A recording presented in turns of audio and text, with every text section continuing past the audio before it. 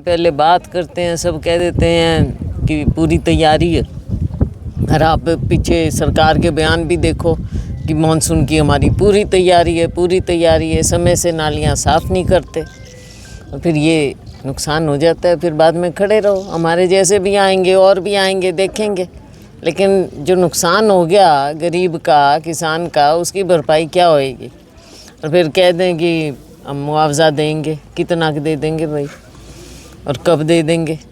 मुआवजा 7 से 14-15 हज़ार का अनाउंस किया है जी, वो भी पोर्टल पे डालेंगे कब। हाँ, क्या तो सिस्टम? पोर्टल पे कितने लोग डालें। वो उस दिन भी जब हम आए तो सब लोग कहीं पे पोर्टल काम नहीं कर रहे, अब डालें फिर उसकी वेरिफिकेशन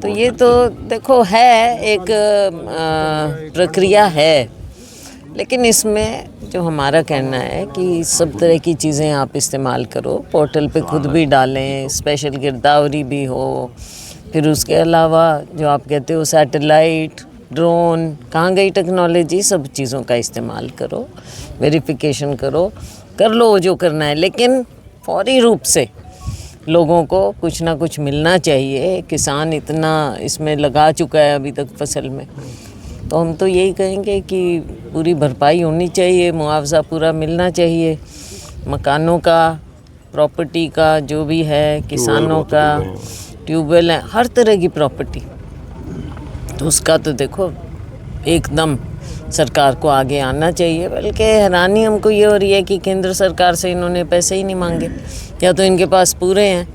और आप क्या करोगे जहाँ लाखों एकड़ ज़मीन गई है और उसमें मकान इतने गए हैं, प्रॉपर्टीज़ इतनी गई हैं, तो उस सब का कैसे करोगे। क्या सरकार के पास है इतना पैसा? है तो बांटो। 15,000 में तो देखो कुछ नहीं, थोड़ी सच्चाई का सामना करें।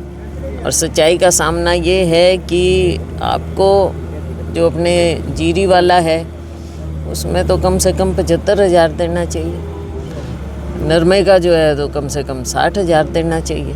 खर्चा तो नरमे पे सब पे लग गया है। हाँ, तो खर्चे तो लग चुके, तो क्या निकलेगा उसमें। आप देख ही रहे हो चारों ओर, आप तो घूम फिर रहे हो, हम भी घूम फिर रहे हैं।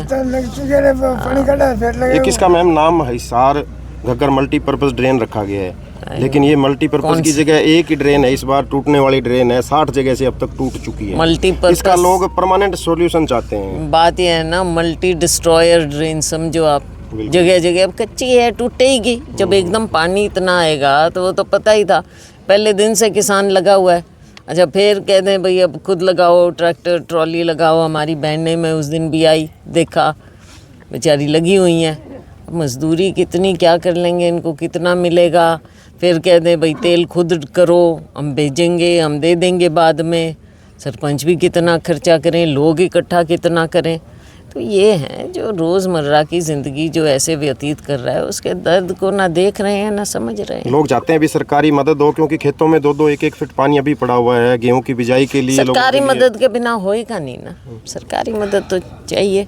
अब ऊपर सरकार नीचे सरकार, लाओ भाई पैसे, कहाँ गए, लोगों को दिखाओ। ऐसे मौके पे ही किसान मांगता है, मजदूर मांगता है, वरना कौन मांगता है।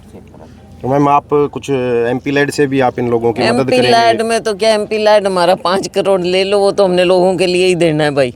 वो तो इन चीज़ों के लिए तो देखो अलाउड नहीं है, जो अलाउड है उसमें हमने इन्हीं को ही देना है। ये गांव के लोग जो हैं वो काफ़ी परेशान हैं, 40 ढाणियाँ हैं वो डूबी हुई है। पानी निकालने की व्यवस्था के लिए कोई एमपी लैंड से आपका कोई एमपी लैड से फंड तो जहाँ ये कुछ मांग सकते हैं, जो एमपी लैड के रूल्स में आता है वो तो हम दे, जैसे कई जगह गया।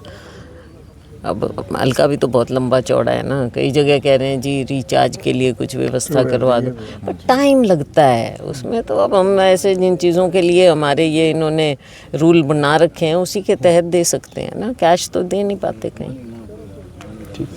ठीक है जी, थे भी बोल दो थोड़ा सा। डायरी बोलो।